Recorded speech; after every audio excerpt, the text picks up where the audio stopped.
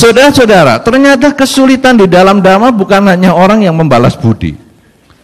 Ada yang jauh-jauh lebih sulit daripada itu.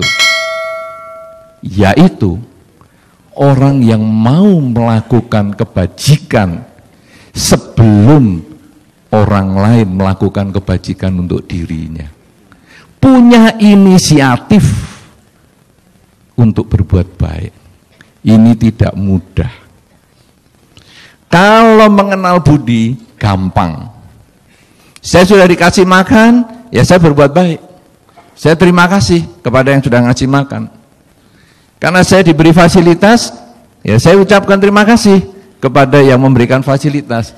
Itu bisa dilakukan oleh burung yang tadi dikasih makan, lalu begitu yang ngasih makan datang, wah bunyi enak sekali, menghibur. Itu juga dilakukan biasa oleh kucing. Begitu sering dikasih makanan, maka tuannya yang ngasih datang langsung kakinya tuan itu digosok-gosok dengan manja oleh si kucing. Itu adalah hal yang normal. Membalas budi itu adalah normal. Nah, saudara-saudara, tetapi yang jauh lebih sulit dan tidak ada di dunia hewan, itu adalah orang yang mau menanam jasa ketika orang lain belum berbuat baik kepada dirinya. Siapa itu saudara? Kalau di dalam lingkungan kita, itu bukan berarti tidak ada, itu ada. Orang tua, itu termasuk menanam jasa. Saudara-saudara, sejak bayi orang tua itu waktu hamil, itu sudah perutnya dilus-lus saja. Padahal belum tahu kan, bayi ini nanti lahirnya jadi anak baik atau anak yang menjengkelkan. Tapi tetap dilus-lus, tetap disayang-sayang. Ya kan? Ibu-ibu yang sudah pernah melahirkan, begitu kan? Tidak ada, aku nggak suka bayi ini. Ini mesti nanti menjadi anak yang nakal. Kenapa? Karena ini nurun bapaknya, mesti nakal. Tidak ada yang seperti itu. Tapi pasti disayang-sayang.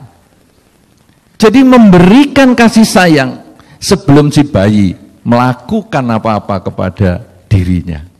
Betul kan? Menanam jasa. Kemudian bayi lahir. Bayi lahir, jelek mukanya atau tidak, punya tangan atau tidak, seorang ibu pada umumnya tetap menyayangi. Saya katakan pada umumnya, karena sekarang ada yang tidak umum, yaitu bayi yang kurang bagus dibungkus kresek, dibuang ke tempat lain. Bayi hasil apa, kemudian dibungkus kardus, dibuang ke tempat lain. Itu ada yang tidak umum. Tetapi pada umumnya, seorang ibu menyayangi anaknya. Selalu menggendong-gendong anaknya dengan kasih sayang. Dan selalu mengatakan, aduh, anakku yang paling ganteng. Apakah ada hidungnya atau tidak, enggak penting. Yang penting pokoknya paling ganteng. Aduh, anakku yang paling cantik. Apakah bibirnya sepelebar apa? Enggak penting. Yang penting pokoknya paling cantik bagi aku. Kemudian anak ini mulai dididik, dirawat dengan baik. Tanpa berharap anak itu melakukan sesuatu. Tapi satu ketika kalau anak ini sudah mulai kelihatan pinternya, baru orang tua itu menganggap anak investasi. Nak, kamu tetap yang pinter ya nak, karena nanti kita orang tua akan ikut kamu. Nah, itu investasi. Tanaman kebajikan yang tadi sebelumnya itu tidak punya motivasi apa-apa, endingnya dijadikan beban untuk anak. Langsung anak, loh, aku lahir, kamu besarkan, sekarang kamu bebani. Nah, ini anak kalau nggak tipe yang pertama, berat. Tapi kalau yang tipe pertama, iya saya akan tetap balas jasa. Nggak usah ngomong gitu papa mama, saya tetap akan berbuat baik untuk kamu. Nah, saudara-saudara, sekarang orang tua itu adalah salah satu contoh mereka yang berbuat baik demi kebaikan itu sendiri. Ini sulit.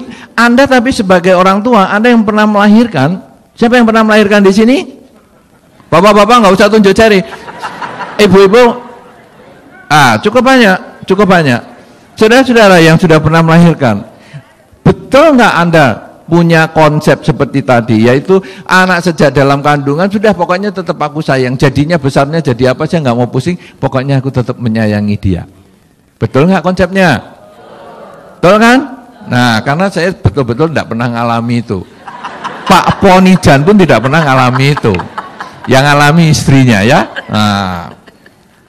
Nah, artinya apa saudara? Artinya bahwa menanam jasa walaupun orang lain belum berbuat kepada kita, itu bisa. Sulit tapi bisa. Buktinya seorang ibu bisa melakukan itu. Dan ibu bisa melakukan, bapak seharusnya juga bisa.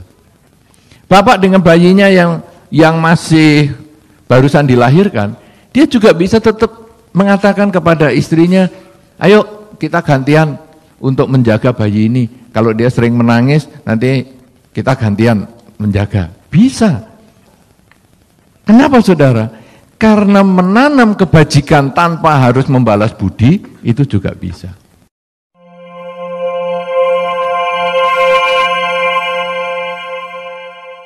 Buddha bersabda sabadanang dhammadanang jinati, artinya, dari semua pemberian, pemberian dhammalah yang tertinggi.